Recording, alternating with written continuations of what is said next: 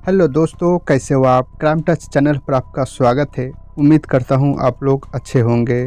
जुल्म की दुनिया में अपराधी सीरियल किलिंग और रेप जैसी खौफनाक घटनाओं को अंजाम देकर कानून के लिए चुनौती बन जाता है और अपनी करतूतों से बाज नहीं आता। दोस्तों, आज हम बात कर रहे हैं ऐसे ही एक खौफनाक सीरियल किलर की, जिस पर एक के बाद एक करीब 40 महिलाओं को अपने हवस का शिकार बनाने का इल्जाम है। लेकिन जिस तरह का इसका अंत हुआ, उसे देखकर हर कोई यही कह रहा था, इसके साथ तो यही होना चाहिए था। दोस्तों, आज की कहानी भरत कालीचरण उर्फ अक्कू यादव की है। आखिर क्या हुआ था कालीचरण उर्फ अक्कू यादव के साथ और कैसे जुल्म की दुनिया में हवस का शैतान बनता चला गया। भरत कालीचरण उर्फ अक्कू यादव का जन्म 1971 में महाराष्ट्र के नागपुर के एक बाहरी इलाके में हुआ था।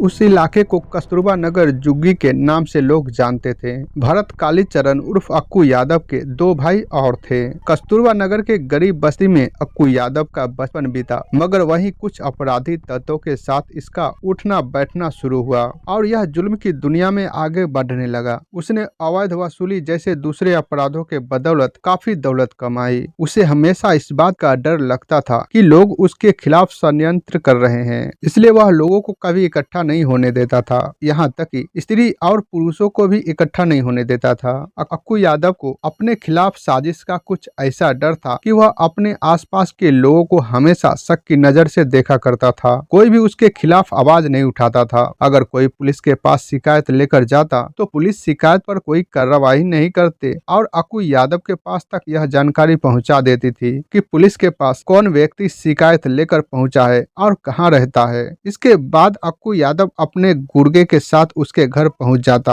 और उसके घर के महिलाओं के साथ सामूहिक बलात्कार करता। कस्तूरबा बस्ती के लोग अक्कू यादव के अत्याचार से परेशान थे। वहां की हर दूसरे घर की महिला उसके बलात्कार का शिकार बन चुकी थी। यहाँ तक कि अक्कू यादव ने एक 10 साल की बच्ची का भी रेप किया। उसका डर लोगों में इतना था कि लोगों ने अपनी बेटी को स्कूल भेजना बंद कर दिया। कुछ लोगों ने तो अपनी बेटी को अपने रिश्तेदार के घर भेज दिया। अक्कू यादव ने अंजना बाई बोरकर की बेटी आशा की हत्या कर दी थी। इस हत्या को उसकी 16 साल की बेटी अपनी आंखों से देख रही थी। वह इतना बेरहम था कि आशा के कान की बाली और हाथ की अंगूठी निकालने के लिए उसने उस महिला के कान और उंगलियां ही काट ली थी। एक अन्य महिला ने अक्कू यादव के जुल्म की कहानी बताते हुए कहा कि एक रोज सुबह सुबह पुलिस के वर्दी में अक्कू यादव उसके घर पहुंचा और उसका दरवाजा खटखटाने लगा। जब उसके पति ने दरवाजा खोला तो सामने अक्कू यादव मौजूद था। अक्कू ने उसके पति के जांघ में चाकू मार दिया और फिर उसे बाथरूम में बंद कर दिया और महिला को बालों से घसीटकर दूर ले गया और 3-4 घंटे तक उसका रेप किया। एक दूसरे अपराध की जानकारी के अनुसार अक्कू यादव ने एक व्यक्ति को नंगा करके न केवल नचाया बल्कि उसकी बेटी के सामने उसको सिगरेट से जलाया। एक महिला को शादी होने के तत्काल बाद ही अपनी हवस का शिकार बनाया। इतना ही नहीं, अक्कू यादव ने एक दूसरी महिला को सबके सामने बेइज्जत किया, उसके स्तन काट दिए और फिर उसके टुकड़े टुकड़े कर दिए। इस महिला की मौत की सीन को एक व्यक्ति देख रहा था। इसके बाद उस व्यक्ति ने पुलिस के पास जाने का मन बनाया, मगर इसकी भनक अक्कू यादव को लग गई और पुलिस के पास जाने से पहले ही अक्कू ने उस व्यक्ति की हत्या कर दिया। इस दरिंदे ने महज 10 दिन के बच्चे के मां के साथ सामूहिक बलात्कार किया। इस व्यक्ति से परेशान होकर उस महिला ने अपने आप मिट्टी का तेल डालकर आग लगा लिया और उस महिला की मौत भी हो गई। ऐसा नहीं था कि कस्तूरबा बस्ती में पुलिस का कोई रोल नहीं था, मगर कानून के रखवाले को पैसे के बल पर अपनी जेब में रखता था। जब कोई पुलिस में शिकायत लेकर जाता तो पुलिस उस पर कार्रवाई करने के बजाय शिकायतकर्ता का नाम पता अक्कू यादव तक पहुंचा देता। इसका नतीजा यह होता था कि अक्कू यादव वहां जाकर शिकायतकर्ता के साथ न केवल मारपीट करता बल्कि उनकी महिलाओं के साथ भी रेप किया करता था। अपने खिलाफ आवाज उठाने वालों को अक्कू यादव बलात्कार की सजा देना ज्यादा पसंद करता था। उसने अपनी आपराधिक जीवन में 3 खून किया और उन तीनों व्यक्ति के लाशों को रेलवे ट्रैक पर फेंक दिया। अक्कू यादव का असली नाम भरत कालीचरण था, लेकिन उसके अपराधों का सिलसिला इतना लंबा हो गया ये उसकी जिंदगी के लिए धंधा बनता जा रहा था। दरअसल उन दिनों कस्तूरबा नगर बस्ती की एक लड़की उषा नारायण छुट्टियों में उस बस्ती में रहने के लिए आई। हालांकि उसके घर वाले यह नहीं चाहते थे कि वह यहाँ पर आए, लेकिन लड़की की जिद थी, इसलिए घर वाले भी मान गए। लड़की के घर के पड़ोस में ही अक्कू यादव वसूली के लिए पहुंचा। उसने घर पर तोड़फोड़ की और परिवार वालों को धमकाया। जब वह चला गया तो उषा उस घर में गई और वहां के लोगों को अक्कू यादव के खिलाफ पुलिस में शिकायत करने के लिए कहा, पर अक्कू के डर के वजह से उन लोगों ने ऐसा नहीं किया। इसके बाद उषा खुद ही एक शिकायती पत्र लेकर पुलिस के पास पहुंच गई। पुलिस में शिकायत देकर उषा ने अपने घर पहुंची ही थी कि अक्कू यादव 40 गुंडों के साथ उसके दरवाजे पर पहुंच गए। उसके हाथ में एक तेजाब की बोतल थी। उषा ने अपने घर का दरवाजा अंदर से बंद कर लिया।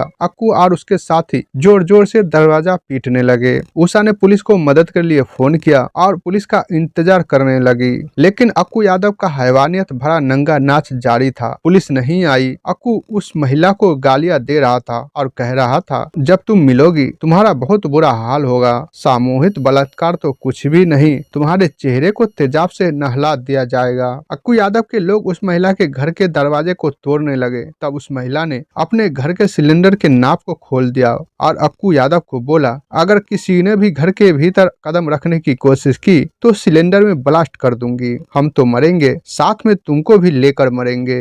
पहले अक्कू यादव को लगा उषा झूठ बोल रही है, मगर उसे गैस की गंध आई तो अक्कू यादव अपने साथियों के साथ वापस चला गया। कस्तूरबा नगर बस्ती में ऐसा पहली बार हुआ था कि अक्कू को अपने मकसद को बिना पूरा किए ही वापस जाना पड़ा। इस घटना ने कस्तूरबा बस्ती के उन लोगों के भीतर नई जान फूंक दी थी जो अक्कू यादव के डर से मरी हुई जिंदगी जी रहे थे। लोग अक्कू यादव और उसके गुर्गों के खिलाफ लाठी डंडे लेकर सड़क पर निकल गए और अक्कू यादव के लोगों पर पत्थरों की बरसात कर दिया।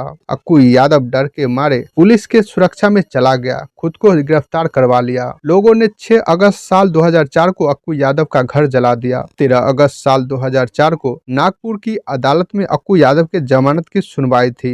कस्तूरबा नगर बस्ती में यह बात फैल गई कि अक्कू यादव अब जमानत पर छूट जाएगा। खास तौर पर महिलाओं को जब यह बात पता लगी तो लगभग 200 महिलाओं ने मिर्च पाउडर और सब्जी काटने वाला चाकू लेकर इकट्ठा हो गई। वह सभी कोर्ट रूम में जाकर बैठ गए। दोपहर लगभग 2 बजे तक महिला शांति से बैठी रही। पुलिस अक्कू यादव को अपने सुरक्षा में लेकर उसी समय कोर्ट रूम में पहुंची तो अक्कू यादव ने सामने बैठी महिलाओं में एक ऐसी महिलाओं को देखा जिसके साथ उसने बलात्कार किया था। अक्कू यादव ने उस महिला को न केवल वेश्या कहा बल्कि यह भी कहा कि वह दोबारा उसके साथ वही काम करेगा। इसके बाद अक्कू यादव उन पुलिस वालों के साथ मिलकर हंसने लगा। महिलाएं गुस्से से भर गई और अपनी चप्पल उतारकर अक्कू यादव को पीटना शुरू कर दिया। उस महिला ने साफ साफ कहा कि अब इस दुनिया में तू और मैं एक साथ नहीं रह सकते। आज या तो मैं तेरे हाथों मरूंगी या तू इस दुनिया से चला जाएगा, और उसके ऊपर मिर्च पाउडर लगा दिया। उसके साथ उन पुलिस वालों पर भी महिलाओं द्वारा लाल मिर्च का पाउडर फेंका गया। महिला तो आज फैसला करके आई थी। अक्कू यादव के सुरक्षा में लगे पुलिस अधिकारी अपने जान बचाकर भागने लगे। अक्कू यादव को महिलाओं ने कोर्ट रूम में 70 बार दौड़ा दौड़ा कर चाकू से मारा।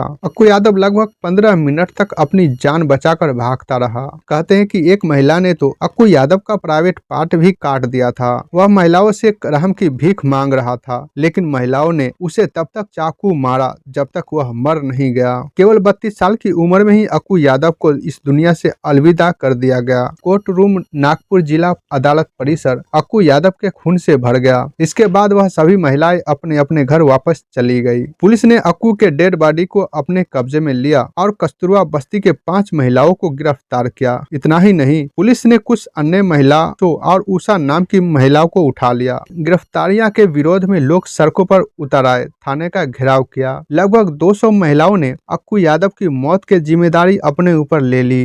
लोगों की दबाव में पुलिस को उषा को जमानत देनी पड़ी। आगे चलकर सबूत के आधार पर साल 2012 में कोर्ट ने उषा को रिहा किया। इसके बाद उस महिलाओं और पुरुषों को भी छोड़ दिया गया। साल 2014 तक सभी लोग बरी कर दिए गए। निश्चित रूप से कोर्ट रूम में जो हुआ वह कानून के हिसाब से गलत था, मगर लोग ऐसा करने के लिए मजबूर क्यों हुए, यह सवाल ज्यादा मायने रखता है। हमारी पूरी टीम उषा नारायण जैसे महिलाओं को सलाम करती है। उन्होंने जुल्म और महिलाओं के साथ हुए अत्याचार के खिलाफ आवाज उठाई। दोस्तों, अगर आप कुछ कहना चाहते हैं तो कमेंट बॉक्स में जरूर बताएं। मिलते हैं फिर अगले वीडियो में। धन्यवाद।